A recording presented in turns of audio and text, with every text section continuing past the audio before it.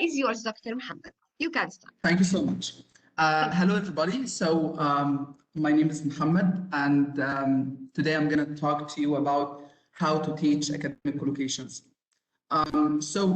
This is like some pieces of information about myself. First of all, I am an English for academic purposes instructor at University of Science and Technology in Zawil City, which is located in Egypt. I'm also a Fulbright alumnus. I actually received a grant to attend a program in the USA.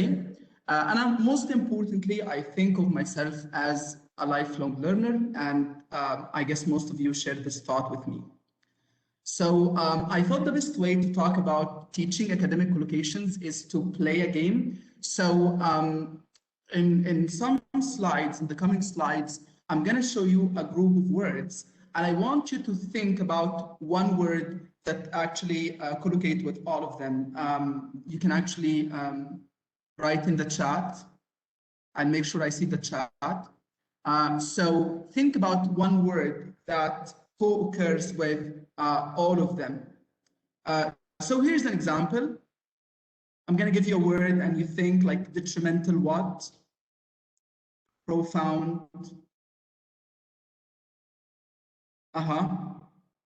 So that's actually awesome.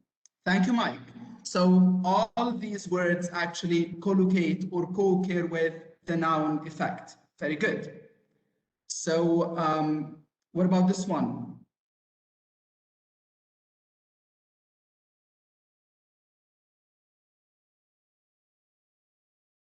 Okay, keep going. Reading. Okay, what do you conduct? You conduct research, right? All these words collocate with the word research. What about this one?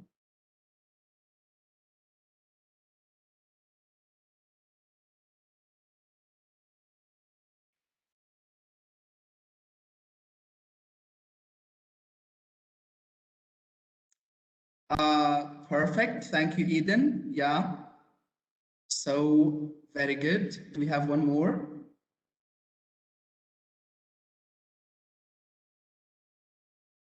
Yes, you may pose a question, but what else can you pose?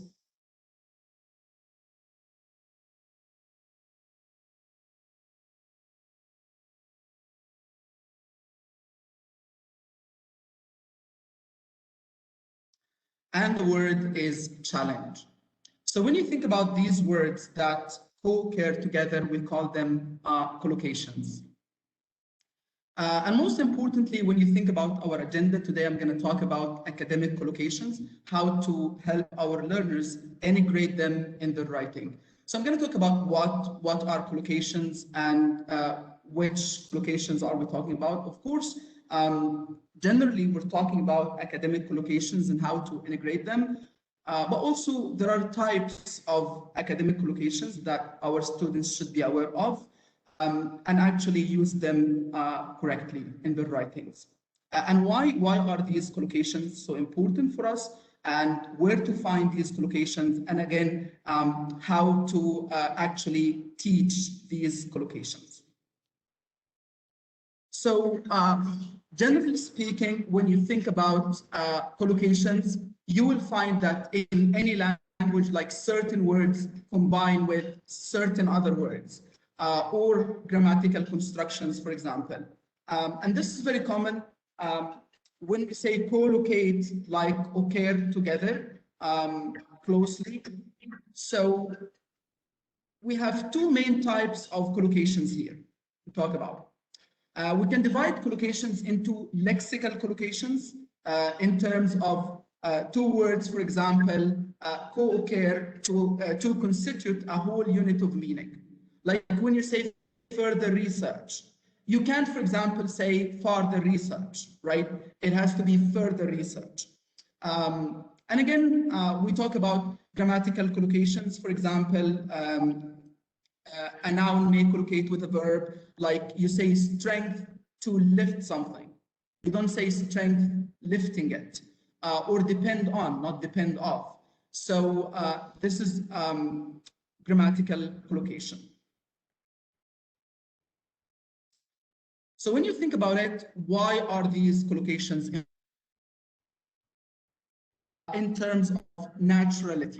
Like these words collocate or co-occur together naturally, and they sound familiar to native speakers. So this naturality is like when you say, for example, but you never say like make a study, right? Like in general English, you say like make some tea, but you never say do tea. And most importantly, we learn language in chunks. So we learn English in chunks, for example, according to a recent research by Scott Thornberry, 2019. It's better to teach vocabulary in chunks as groups of words. And also this view of chunk learning is supported by research from psycholinguistics. And one interesting research is by Professor Adele Goldberg from Princeton University.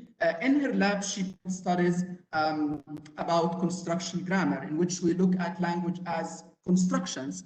And for me personally, as an English for academic purposes instructor, I think about writing as a construct where like I put constructions together. And these constructions could be phrases, you know, because in reality, we might do this for research purposes, but in reality, we cannot separate lexicon from grammar, right? Instead of teaching the students the word likely, you can teach them the whole phrase. It's likely, it's not likely, it's unlikely, you see. And these variants of the phrase is what we call construction. So anything could go as a construction, a morpheme, for example, a word. And these constructions are, you know, pairs of meanings and forms. So there is no separation in reality between syntax and lexicon. And most importantly, when you ask the question where to find these collocations, you can think about corpora. Corpora, we're talking here about bodies of language, collections of writings or, you know, speakings, for example. One of the most, you know, widely known corpora is COCA, which is corpus of contemporary American English. And when you think about it, in this corpus, you can actually conduct a lot of queries. You can find chart, you can find a word, you can find collocates, and that's what we are looking into here. And I'm going to show you how to do that. But also, there are some dictionaries that are specialized in collocations. And one of them is the Oxford Online Collocation Dictionary, where you can actually write a word and find like research. And also this work is based on corpus analysis studies. So do you mean research as a noun? Do you mean research as a verb? One way to integrate this that I've used with my students and was deemed beneficial to them was to, instead of like correcting their errors, like I highlight them or underline them, and then give them links to the Oxford Online Collocation Dictionary, and they find like what's wrong with, for example, a specific collocation. Right. So when you think about it, if we conduct a query in COCA, for example, about writing, let's try to do that.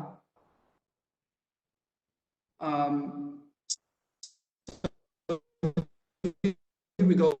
And we want the collocates. We want like the top 5 adjectives. Okay, the top 5 adjectives with the word writing. And we write adjectives here. We want it to be directly before the word writing. I make sure I click on academic, and then I click find collocates. 5 so minutes, when you think about it, 5 minutes, please. All right, thank you. So thank you. Yeah, the most common word with writing is creative.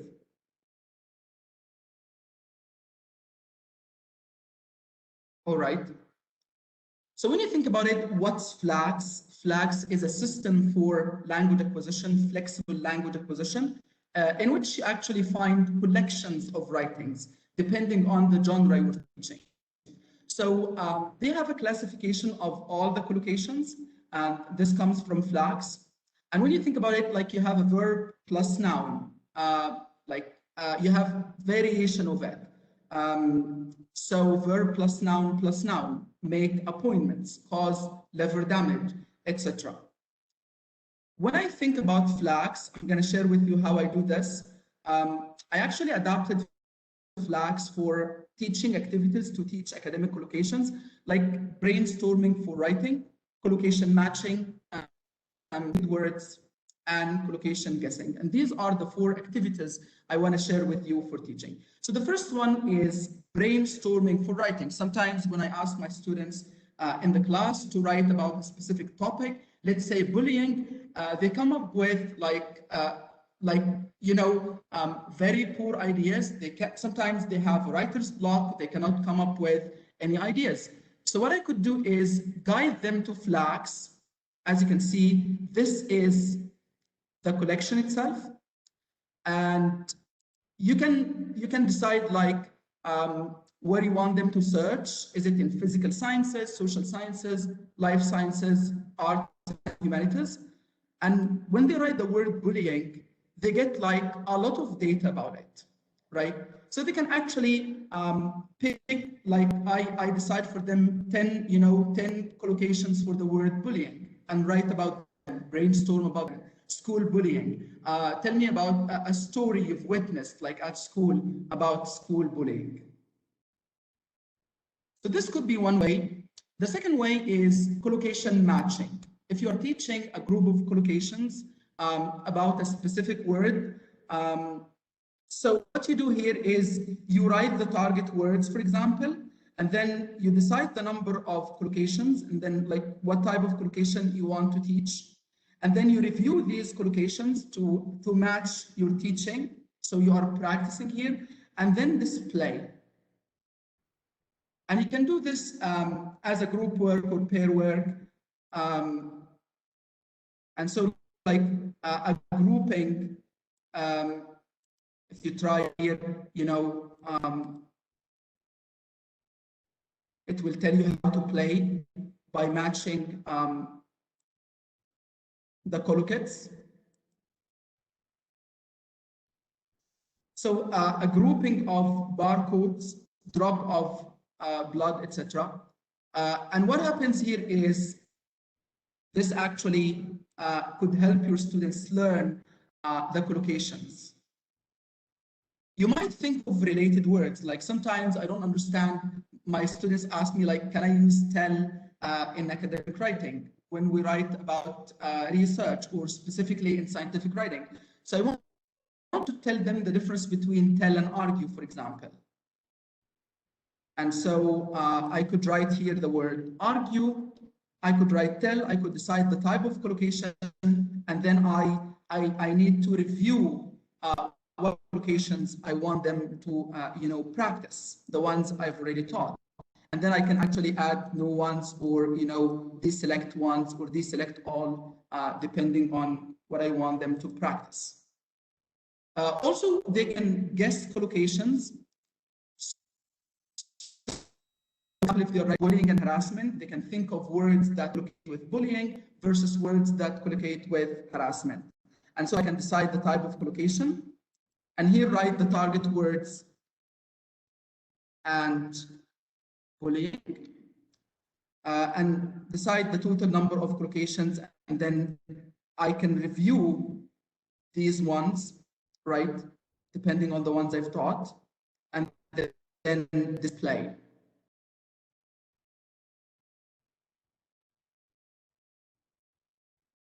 But here you need to have some caveats about using these activities.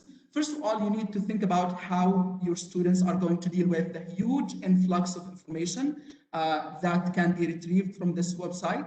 So, for example, you can ask them to identify only 10 collocations, depending on the number, depending on the frequency.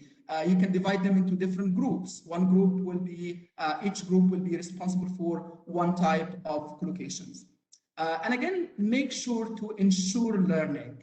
You don't just like, sometimes like we think by just exposing them to these collocations, they are going to learn, but actually they need to practice this learning. You want to make sure that they actually use these collocates in their writing. So we're talking here about a usage-based perspective to language acquisition.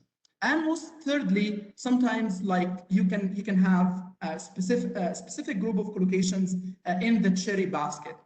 But actually, sometimes the cherry basket does not actually function. So if I go here to Flax, I just want to share with you how these collections are being made. So these are collections of writing, depending on what you want to teach, what type of learners you're teaching. And what I was telling you about is learning academic words and collocations. And what happens here if you write the word bullying and click on go, you would notice here that there is a cherry basket where you can collect the collocations you want your students to have, but sometimes it doesn't work. So Dr. Mohamed, sorry. Dr. Mohamed, sorry for the interruption. Actually, you need to conclude now, please. Absolutely. Very interesting, but you need to conclude, please. All right, thank you. Sure. Thank you. So what happens here is maybe you can like copy these ones. And what's also interesting here is you get context for how these collocations are being used. So you are showing the learners how to actually use these collocations. So maybe you can copy these lines and show them to the students in case like just as a plan B, in case of any internet connection problems. So that's it. Thank you so much. So to recap, we talked about how to teach academic collocations. And again, we talked about some activities from Flax, this website. So feel free to contact me using this email or this number if you need further information about this. Thank you so much, everybody. Thank you, Dr. Mohamed. Thank you for this informative presentation, something which we have not thought carefully about before. Thank you, and may I request the audience to Thank you, Dr. Suhail. To keep their questions to the end of the session so that they can share with Dr. Mohamed his experience in this regard. Thank you, Dr. Mohamed. Thank you so much, Dr. Suhail, and to the Thank you, Doctor. Thank you.